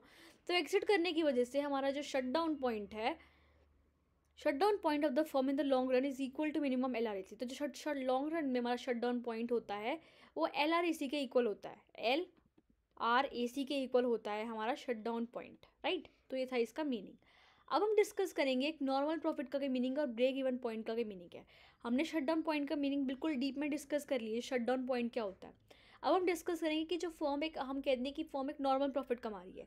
अब नॉर्मल प्रॉफिट का मीनिंग है और ब्रेक इवन पॉइंट का मीनिंग है, राइट। अब वो सब चीज़ें हम डिस्कस करेंगे। अब शट डाउन पॉइंट का तो हमने डिस्कस कर लिया मीनिंग। शट डाउन पॉइंट का मतलब एक ऐसा पॉइंट, शट डाउन पॉइंट का मतलब होता है कि एक हमारे एवरेज कॉस्ट ज़्यादा आ रहे हैं हमारे प्राइजेस से, तो हमें फर्म को क्या करना पड़ेगा, हमें लीव करना पड़ेगा, क्योंकि हमें शट डाउन करना पड़ेगा। ऑब्वियसली हमारी जो कॉस्ट है ज़्यादा आ रही है, जो हमें प्राइजेस मिल रहे हैं उससे, तो हमें अपनी फर्म को शट डाउन करना पड़ेगा। बट अगर हम नॉर्मल प्रॉफिट की बात करें, दो टाइप के प्रॉफिट होते हैं, एक होता है नॉर्मल प्रॉफिट और एक होता है super normal profit. Normal profit क्या होता है और ब्रेक इवन पॉइंट क्या होता है किसी फर्म का, हम वो सब चीज़ें डिस्कस करेंगे। अब नॉर्मल प्रॉफिट का मीनिंग है the minimum level of profit to see to keep in performance exist in the profit is called the normal profit. अब नॉर्मल प्रॉफिट का मतलब होता है एक मिनिमम लेवल ऑफ प्रॉफिट, एक इतना सा प्रॉफिट, हमें थोड़ा सा प्रॉफिट, सबसे कम जितना हम कमा सकते हैं अपनी फर्म को मूव करने के लिए या तो मूविंग रख चलने के लिए, तो उसे हम कहते हैं क्या, नॉर्मल प्रॉफिट एक फर्म का। अब नॉर्मल प्रॉफिट का मतलब ये होता है कि एक फर्म को इतना हमारा टोटल रेवेन्यू आ रहा है एक पूरी फर्म का, बट उसकी कॉस्ट आ रही है, इसको टी कर लो, और टोटल कॉस्ट आ रही है उसकी कितनी 100, मतलब कॉस्ट भी उतनी आ रही है और उतना जो उसको प्राइजेस मिल रहा है वो भी उतने हैं, तो उसको कोई लॉस भी नहीं हो रहा, ना उससे कोई गेन हो रहा है। तो जितना मिनिमम उसको प्रॉफिट हो सकता है अपनी फर्म को चलते रहने के लिए, तो उससे हम क्या कहते हैं, normal profit of the firm. तो इसमें उसको ना कोई प्रॉफिट होता है, बहुत ज़्यादा प्रॉफिट भी नहीं होता, सब वो कोई कम प्रॉफिट भी नहीं होता, तो एक नॉर्मल लेवल जो हम प्रॉफिट कह सकते हैं वो होता है हमारी फर्म को। That does not make a normal profit is not going in continuing business. Profits are there are a part of firms total cost. It may be useful to think that gives an opportunity for the entrepreneurs.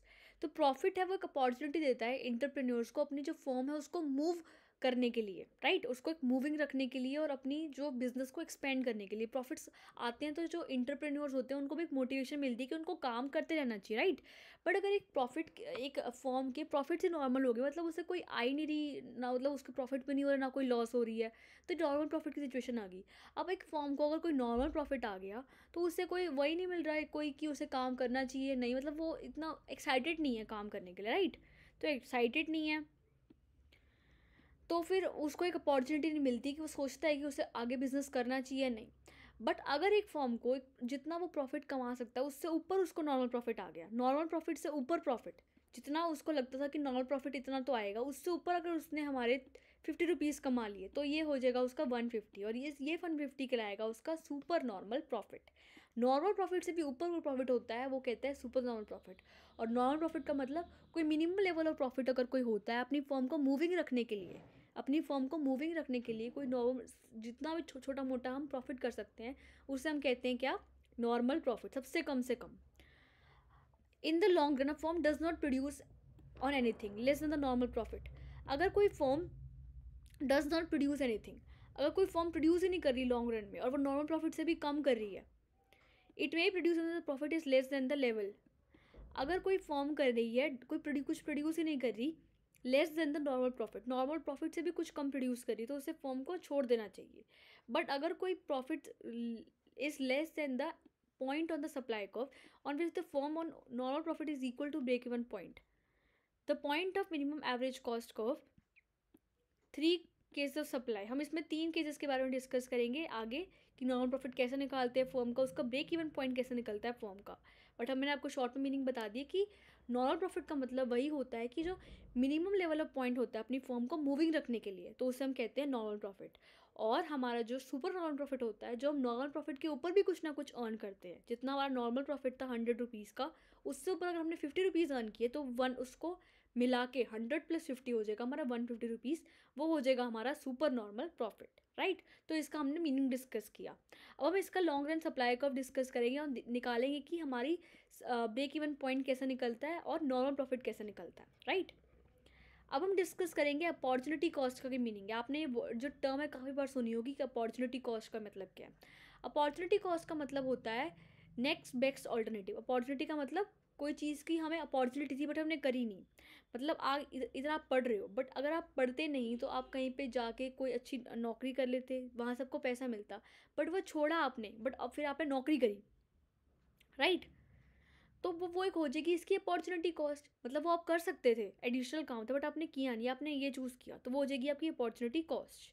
Okay, अब इसको हम detail में पढ़ते हैं। In economics open encounters the concept of opportunity cost. An opportunity cost of some activity is the gate or gone by the second best alternative. अगर कोई second best alternative है,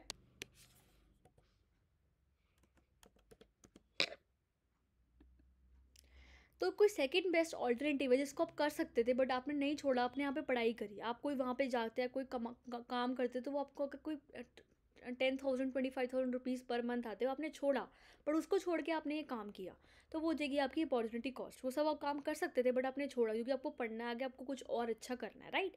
तो वो हो जाएगी आपकी opportunity cost. An opportunity cost of some activity is the great or gone by the second best activity. तो वो मतलब होता है उसका सेकंड बेस्ट एक्टिविटी का। Suppose you have 100 which you decide to invest in the family. आपके पास 100 rupees है, आपने डिसाइड करने के आपको अपनी फैमिली में इन्वेस्ट करते हैं, but what is the opportunity cost of the action, you do not invest in the money. You can either, आपने डिसाइड किया आपके पास 1,000 रुपीज़ है, आपके पास 100 रुपीज़ है, 100 मान लेते हैं, आपने वो किया कि आपको फैमिली में खर्च करने हैं, किसी के ऊपर खर्च करने हैं अपनी फैमिली की, हो सकता है आपको कुछ सामान लेना है या आपको कुछ खाना है, उस 100 रुपीज़ से कुछ एक छोटा सा लंच करना है, राइट। बट अगर वो आप 100 रुपीज़ का लंच नहीं करते कहीं पे भी, आप क्या करते हो, उस सामान को कहीं पे बैंक में रख देते हैं 100 रुपीज़ को, आपको पूरे साल का इंटरेस्ट आता है 10% से, तो वो पैसे आपके 110 हो जाते हैं 1 ईयर के बाद। बट आपने सोचा कि नहीं मुझे इसका लंच करना है, मैंने इसका लंच करना है, राइट। तो आपने वहाँ पे खर्च कर दिया, बट अगर आप खर्च ना करते तो हो सकता है आप किसी बैंक में जमा करवाते, वहाँ पे आपको इंटरेस्ट भी आता। तो जो सेकेंड बेस्ट ऑल्टरनेटिव है आपने उसको छोड़ा फैमिली वाले काम को, बट आपने क्या किया, एक उधर वहाँ पे रख दिया, किसी आपने फैमिली के काम में खर्च किया, बट आप किसी वहाँ पे भी कर सकते थे, बैंक में जमा भी कर सकते थे, वहाँ पे आपको अच्छा रेट ऑफ इंटरेस्ट आता, right.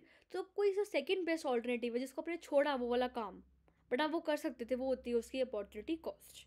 We can get from the alternate activities is the strong interest of the brand. तो एक जो ऑल्टरनेट है, ये जो अपॉर्चुनिटी कॉस्ट है, ये एक ऑल्टरनेट कॉस्ट है। ऑल्टरनेट कॉस्ट का मतलब वो आप कर सकते थे काम, बट आपने किया नहीं। तो वो एक ऑल्टरनेट एक्टिविटी थी हमारे पास इंटरेस्ट कमाने की, बट हमने उसको छोड़ा। हमने 100 रुपीज़ का एक फैमिली एक अपने खुद लंच कर लिया, राइट। तो वो थी इसकी opportunity cost. If you invest your money in your family business, the project cost of investing the money in your family business, therefore with the amount of interest on the mean. तो अगर आप कहीं पे invest करते तो आपको interest आता, but आपने उस इंटरेस्ट को छोड़ के अपना लंच किया, तो वो हो जाएगी उसकी अपॉर्चुनिटी कॉस्ट। अब हम डिटरमाइन करेंगे डिटर्मिनेशन ऑफ सप्लाई कॉस्ट। अगर हमें सप्लाई कर्व की डिटर्मिनेशन करनी है कि सप्लाई कर्व किन किन चीज़ों से इंक्रीज़ होता है या डिक्रीज़ होता है, हमने मेनली सप्लाई कर्व को डिटरमाइन करना है। अब सप्लाई कर्व कैसे होता है किसी फॉर्म का, एक अपवर्ड स्लोपिंग कर्व होता है, राइट। हमने डिस्कस किया कि सप्लाई कर्व जो होता है वो एक अपवर्ड स्लोपिंग कर्व होता है। तो अगर अपवर्ड स्लोपिंग कर्व पे हमें कोई चेंजेस करने हैं तो वो कैसे आएंगे। फर्स्ट चेंज आता है टेक्नोलॉजिकल प्रोग्रेस की वजह से। Technological progress, suppose the firm uses 2 factors of production. हमने मान के चला है कि हमारी जो फर्म है वो 2 फैक्टर्स यूज़ करती है प्रोडक्शन के। फर्स्ट है कैपिटल वाला फैक्टर और second is labour to produce a certain good, एक सर्टेन गुड को प्रोड्यूस करने के लिए। Subsequent to the organization, innovation by the firm. अगर कोई टेक्नोलॉजिकल प्रोग्रेस हो गई फर्म की, तो firms level of output and capital now produce more levels of output. Okay, हमने मान के चला है कि पहले हमारे पास 2 फैक्टर्स थे प्रोडक्शन के, एक है हमारे पास कैपिटल फैक्टर प्रोडक्शन और एक है labour factor of production, right. 2 factors है हमारे प्रोडक्शन के। बट इमीडिएटली क्या हुआ कि हमारी टेक्नोलॉजी इंप्रूव हो गई। अब टेक्नोलॉजी इंप्रूव हो गई हमारी, तो हम क्या करेंगे, जो कैपिटल और लेबर है उसको ज़्यादा प्रोड्यूस कर सकते हैं। हमारे पास ज़्यादा से ज़्यादा मशीनें आएंगी और लेबर भी हमारे पास बहुत अच्छी अच्छी आएगी। तो जितना हम आउटपुट पहले कमा रहे थे, हो सकता है हम पहले आउटपुट 100 बना रहे थे, हमने आउटपुट फिर कितना बनाना शुरू कर दिया 200, क्योंकि हमारे पास टेक्नोलॉजी अच्छी आ गई। टेक्नोलॉजी अच्छी मतलब ज़्यादा मशीन, ज़्यादा लेबर आ गए काम करने के लिए। तो ज़्यादा से ज़्यादा लेबर आ गए काम करने के लिए, तो हमने क्या किया, हमने एक ज़्यादा से ज़्यादा हमने वो करना शुरू कर दिया। ज़्यादा से ज़्यादा कैपिटल होगी हमारे पास, ज़्यादा से ज़्यादा लेबर हो गई, तो ऑब्वियसली हमारा जो आउटपुट बनाने की क्षमता है, हमारे पास शर्ट्स बनाने की क्षमता हो सकता है, हम मान लेते हैं हम एक शर्ट प्रोड्यूस करने हैं। तो शर्ट पहले अगर हम 100 बनाते थे तो फिर कितने हो गए हमारे 200। तो हमारी जो बनाने की पावर थी वो इंक्रीज़ हो गई। तो ये थी हमारी इसकी मतलब, to produce a given level of output the organization innovation follows the phone to output it expected return. This will lower the firm in the marginal cost at all levels of output, that there will be rightward shift in the MC curve at the force applied to a segment of MC. Technological progress of supply curve, the form of the right at a given price. तो हमारा जो marginal cost curve था, पहले इतना output बनाना था, but immediately technology को increase करने की वजह से हमारा क्या हुआ, हमारी जो मार्जिनल कॉस्ट कर्व थी वो ज़्यादा ज़्यादा आउटपुट बनाने लगी। ज़्यादा से ज़्यादा आउटपुट बनेंगे तो ऑब्वियसली हमारा जो मार्जिनल कॉस्ट कर्व है वो शिफ्ट हो जाएगा राइट साइड, क्योंकि ज़्यादा से ज़्यादा हमें आउटपुट बनाने की पावर मिल गई हमें। तो जो फर्स्ट फैक्टर था जिसकी वजह से हमारी जो सप्लाई कर्व है वो शिफ्ट होती है, वो थी हमारी टेक्नोलॉजिकल प्रोग्रेस। ओके, तो ये था हमारा technological progress. Second is enterprises, a change in the core prices also affect the supply curve.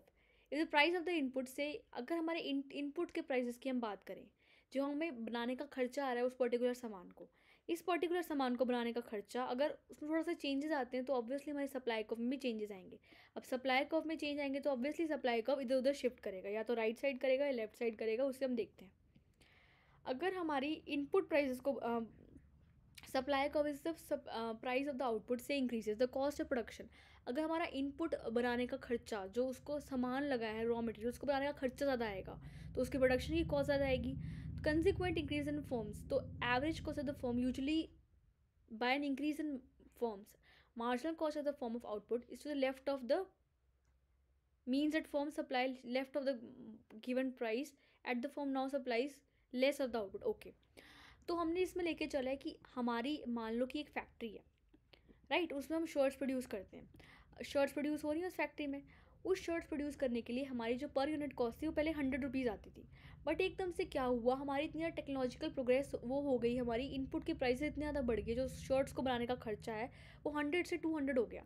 अब 100 से 200 हो गया, हम तो कहेंगे कि हम बनाएंगे ही नहीं अब, तो जो सप्लाई जितना हम आउटपुट पहले बनाते थे, हम थोड़ा सा सोचेंगे कि इतना बनाए या ना बनाए, तो हमारी जो टेक्नोलॉजिकल शिफ्ट है वो जो हमारी जो इनपुट प्राइजेस की वजह से हमारी जो सप्लाई कर्व है वो राइट वर्ड शिफ्ट हो जाएगा। हम इतनी सप्लाई नहीं करेंगे जितनी हम पहले करते थे, राइट। सप्लाई कर्व जो है सप्लाई कर्व जो है वो राइट वर्ड शिफ्ट हो जाएगा, ये वाला, क्योंकि जितना हमें पहले खर्चा आता था उससे ज़्यादा हमें खर्चा आने लग गया पहले से ज़्यादा। सप्लाई कर्व से ज़्यादा खर्चा आ गया हमें पहले, तो सप्लाई कर्व ज़्यादा खर्चा आने की वजह से हमें थोड़ा सा उसकी प्रोडक्शन रोक दी। अब प्रोडक्शन रोक दी तो उसकी हम सप्लाई भी नहीं करेंगे, इतनी सप्लाई करेंगे तो ऑब्वियसली वो जो लेफ्ट वर्ड शिफ्ट हो जाएगा वो डायग्राम। तो थर्ड जो सेकंड जो था हमारा जिसकी वजह से चेंज आते सप्लाई कर्व में, वो था हमारा चेंज इन इनपुट प्राइसेस। अब हम डिस्कस करेंगे मार्केट सप्लाई कर्व के बारे में, right. Market supply curve, market supply curve shows the in output prices at the firms in the market can produce in the aggregate corresponding to different values in the market price. How a market supply curve is derived? Consider the market. Suppose the market supply curve. Market supply curve बताता है हमारा एक output पे, एक particular output पे अब firm कितनी एक मतलब इस प्राइस पे फर्म कितनी आउटपुट बनाएगी। अगर हमें बताने की पर्टिकुलर प्राइस पे फर्म कितनी आउटपुट बनाएगी तो वो आ जाएगा हमारा मार्केट सप्लाई कर्व में। जितने भी फर्म्स है मार्केट में अगर सबका हम सप्लाई कर्व ऐड कर देंगे तो आ जाएगा हमारा मार्केट सप्लाई कर्व। जितने भी हमारे प्राइसेस चल रहे हैं मार्केट में और उस प्राइसेस पे वो फर्म कितना आउटपुट बनाएगी तो वो आ जाएगा हमारा मार्केट सप्लाई कर्व, राइट। तो वो हो जाएगा हमारा market supply curve. How market supply curve is determined? Consider the market supply curve. तो इसको हम मार्केट सप्लाई कर्व को कैसे डिटरमाइन करते हैं? अगर हम सारी फर्म्स की हमारा जो सारे फर्म्स की अगर हम ऐड कर देंगे हमारा सप्लाई कर्व तो आ जाएगी हमारी मार्केट सप्लाई कर्व। अगर हम फर्म ए की ऐड कर देंगे, बी की या सी की, तो आ जाएगा हमारा मार्केट सप्लाई कर्व। सारी फर्म्स की अगर हम ऐड कर देंगे वो सप्लाई कर्व तो आ जाएगा हमारा मार्केट सप्लाई कर्व। अब हम डिस्कस करेंगे सप्लाई कर्व की थोड़ी सी further discussion. In panel A we have supply curve of 4-1 denoted by S1 in the panel. Supply curve is denoted by S2। तो इसमें हमने लेके चला है कि फर्स्ट डायग्राम में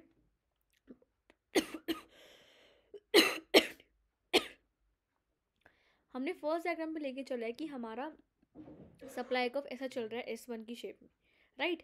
इसमें हमारे जो प्राइजेस थे फर्स्ट पे हम इतना सप्लाई कर रहे थे, सेकंड प्राइस 2 हुआ तो हम इतना सप्लाई करने लग गए, और प्राइस अगर 3 हुआ तो हम इतना सप्लाई करने लग गए। When the market price is strictly below P1, अगर हमारा मार्केट प्राइस जो है ये हमारा मार्केट प्राइस चल रहा है, हम इससे थोड़ा सा कम ट्रेड कर रहे हैं, both firms choose not to amount of goods, market supply will be 0। अगर हम थोड़ा सा इसके ऊपर बना रहे हैं तो ऑब्वियसली फर्म्स को प्रॉफिट होंगे। हम सप्लाई जो मार्केट प्राइस चल रहा है उससे थोड़ी ज़्यादा सप्लाई कर रहे हैं, तो ज़्यादा से सप्लाई करेंगे हम जितना मार्केट प्राइस चल रहा है तो ऑब्वियसली हमें प्रॉफिट्स होंगे। बट उससे जो मार्केट प्राइस नीचे चल रहा है उससे अगर हम कम सप्लाई करेंगे तो ऑब्वियसली हमें क्या होंगे, लॉसेस, राइट। तो हो जाएगी हमारी लॉसेस की situation. The sale price market price is greater और equal to what is the less than or market price. तो हमने इसमें लेके चला, ये वाली फर्स्ट सिचुएशन थी हमारी। अब सेकंड में हमने लेके चला कि हमारे क्या हो रहा है, हमने एक कर्व लेके चला जिसमें हमारा यहाँ पे हमारा है प्राइसेस, यहाँ पे हमारी आउटपुट, और सप्लाई कर्व चल रही है हमारी यहाँ पे। तो इस पे हमारे ये प्राइस डिटरमाइन कर रही है, ये हमारी क्वांटिटी है सप्लाई कर्व में और ये है हमारे आउटपुट। और Q5 में हमने देखा कि हमारे ये सप्लाई कर्व थोड़ा सा नीचे शिफ्ट हो गया है, और यहाँ पे हमारे आउटपुट, और यहाँ पे हमारी प्राइसेस, और यहाँ पे हमारी चल रहा है Q5 की quantity, right. Positive consider situation in the market supply curve. तो हमने इसमें ये सब चीज़ें डिस्कस करी, जो मैंने आपको बताया है वही सब चीज़ें इसमें लिखी हैं, राइट। अब हम डिस्कस करेंगे सबसे इंपॉर्टेंट टॉपिक, हमने इसको बहुत बार पहले अपने पढ़ा भी हुआ है, प्राइस इलास्टिसिटी ऑफ सप्लाई का मतलब। अब प्राइस इलास्टिसिटी सप्लाई का मतलब होता है measure the responsiveness of quantity supplied. Prices के चेंज होने की वजह से सप्लाई में कितना चेंज आया, ये होती है हमारी प्राइस इलास्टिसिटी ऑफ सप्लाई। अगर हम प्राइसेस चेंज करते हैं 10 से 20 तो उसके अकॉर्डिंग हमारी सप्लाई में क्या चेंज आया। More specifically the price elasticity of supply noted by the ES is defined by the price elasticity of supply। तो प्राइस इलास्टिसिटी सप्लाई का मतलब है percentage change in quantity supplied. अगर हम चेंज इन क्वांटिटी सप्लाइड को divide कर देंगे change in price से,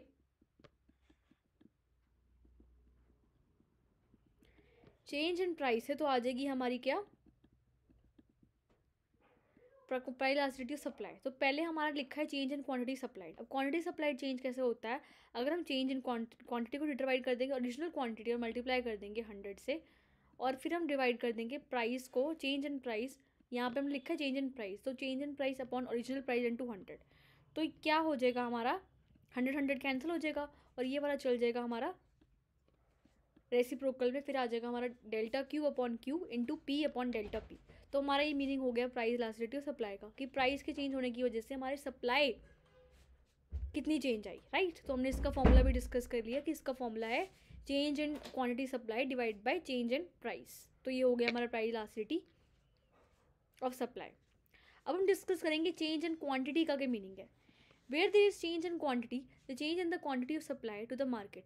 मार्केट प्राइस के चेंज होने की वजह से हमारी क्वांटिटी में क्या चेंज आया, राइट। तो ये होता है हमारा चेंज इन क्वांटिटी। एक न्यूमेरिकल एग्जांपल की हेल्प से हम इसको डिस्कस करते हैं। Suppose the market for cricket balls is merely perfectly competitive. हम मार्केट चल रही है कि जो मार्केट चल रही है हमारी क्रिकेट बॉल्स की, वो एक कॉम्पिटिटिव मार्केट है। अगर प्राइसेस चल रहे हैं कि मार्केट के 10 लीटर्स और 20 को हम प्रोड्यूस कर रहे हैं, राइट। तो हम अगर उसको राइज कर दें, प्राइजेस को 330 कर दें, और हमारे जो Q2 हो गया वो हो गया हमारा 2000, तो हमारी the aggregates by the forms in the market, the percentage change कितनी आएगी हमारी क्वांटिटी सप्लाइड में। तो इसको हम एक फॉर्मूले की हेल्प से डिटरमाइन करते हैं। पहले था हमारा प्राइस 2000 था, उससे हो गया 200, और जो इनिशियल था वो था हमारा 200, उसको मल्टीप्लाई कर देंगे 100 से, तो वो आ जाएगा हमारा 400। तो ये आ जाएगा हमारा इसका मीनिंग। अगर हम percentage change in market price की बात करें, हमने यहाँ पर डिस्कस किया था percentage change in quantity demanded. अब हम डिस्कस करेंगे percentage change in market price. तो जो चेंजेस आए हैं उसको हम डिवाइड कर देंगे जो इनिशियल वाला है और मल्टीप्लाई कर देंगे 100 से, तो वो आ जाएगा हमारा ये। तो पहले था 30 माइनस 10 और इनिशियल था 10 इंटू 100, तो आ जाएगा 200। और प्राइस इलास्टिसिटी हो जाएगी हमारी 400 को अगर हम 200 से डिवाइड कर देंगे तो वो हो जाएगी हमारी 2। अब कुछ की पॉइंट्स हमें ध्यान में रखने हैं। इसको हमारा चैप्टर कंप्लीट हो चुका है। कुछ की पॉइंट्स थे, मतलब जो थोड़े बहुत इंपॉर्टेंट पॉइंट्स हैं, हमें उसको डिस्कस करना है। फर्स्ट की point is when the price elasticity is vertical, supply completely sensitive to price and doesn't ask you to supply to zero. In other cases, supply is perfectly shaped. अगर supply curve जो है हमारा vertical elastic है, तो इसका मतलब हमारा क्या है, प्राइस इलास्टिसिटी जो है हमारी सेंसिटिव है, मतलब उससे हमारी सप्लाई ज़ीरो नहीं होगी कभी, और हमारी जो सप्लाई है वो इंडिपेंडेंट है, इसका ही मतलब है। और परफेक्टली कॉम्पिटिटिव फॉर्म में जो फॉर्म होती है प्राइस टेकर होती है, उसको जो सारे मार्केट चल रहे हैं वही प्राइस इस्टेब्लिश करना पड़ता है। अगर थोड़े से भी ज़्यादा करेगी तो वो फॉर्म जो बायर होगा किसी और पे शिफ्ट हो जाएगा। तो ये हमारा नेक्स्ट पॉइंट है। You may talk in any form the market price of a good. अगर हमें रेवेन्यू निकालना है किसी का, तो हम मल्टीप्लाई कर देंगे मार्केट प्राइस से उसकी जो क्वांटिटी चल रही है, यहाँ पे प्राइस और क्वांटिटी को मल्टीप्लाई कर देंगे, तो आ जाएगा हमारा क्या, हमारा आ जाएगा रेवेन्यू। प्राइजेस का मतलब होता है यहाँ पे market price. For a price taking the average revenue is equal to market price. अगर कोई प्राइस टेकर की बात करें, प्राइस टेकर क्या होता है, एक परफेक्टली कॉम्पिटिटिव मार्केट, तो इसमें हमारा प्राइस जो है वो मार्केट एवरेज रेवेन्यू होते हैं इक्वल मार्केट प्राइस के, राइट। और प्राइस टेकर में एवरेज रेवेन्यू मार्केट प्राइस के इक्वल होते हैं और मार्जिनल रेवेन्यू भी एवरेज मार्केट प्राइस के इक्वल होते हैं। तो ये तीनों आपस में प्राइस टेकिंग फॉर्म में इक्वल होते हैं। प्राइस टेकिंग का मतलब परफेक्टली कॉम्पिटिटिव फॉर्म के प्राइस। अब नेक्स्ट मार्केट की point is the demand curve that is form face in a perfectly competitive market is perfectly elastic. Perfectly demand curve जो होता है हमारा इलास्टिक होता है। Perfectly elastic demand curve face करती है हमारी कॉम्पिटिटिव कोई अगर परफेक्ट कॉम्पिटिशन में चल रहा है तो। और प्रॉफिट जो होता है वो डिफरेंस होता है टोटल रेवेन्यू टोटल कॉस्ट को माइनस कर देंगे तो हमारा आ जाएगा profit. If there is positive level of output the firms output is maximum. अगर कोई पॉजिटिव लेवल ऑफ आउटपुट, हमें कोई प्रॉफिट को मैक्सिमाइजिंग करना है, तो हमारे 3 कंडीशन सेटिस्फाई होनी चाहिए। जो प्राइजेस होने चाहिए वो इक्वल होने चाहिए कॉस्ट एवीसी के। अगर प्राइजेस ज़्यादा है एवीसी से, या तो एवीसी ज़्यादा है प्राइजेस से, तो हमारी प्राइजेस इस्टेब्लिश नहीं होगी। When there is quality level of output there was a firm profit is to maximize in the long run. अगर हमें लॉन्ग रन में प्रॉफिट को मैक्सिमाइज करना है तो हमारे जो प्रॉफिट होने चाहिए वो लॉन्ग रन मार्जिनल कॉस्ट के इक्वल होने चाहिए। अगर उससे थोड़े से ज़्यादा है प्रॉफिट्स, या तो लॉन्ग रन मार्जिनल कॉस्ट कम ज़्यादा है एज कम्पेयर टू प्राइजेस, तो हमारे प्रॉफिट्स मैक्सिमाइजिंग नहीं होंगे, राइट। अब next is the short run supply curve is the rising part in the, एक सेकेंड,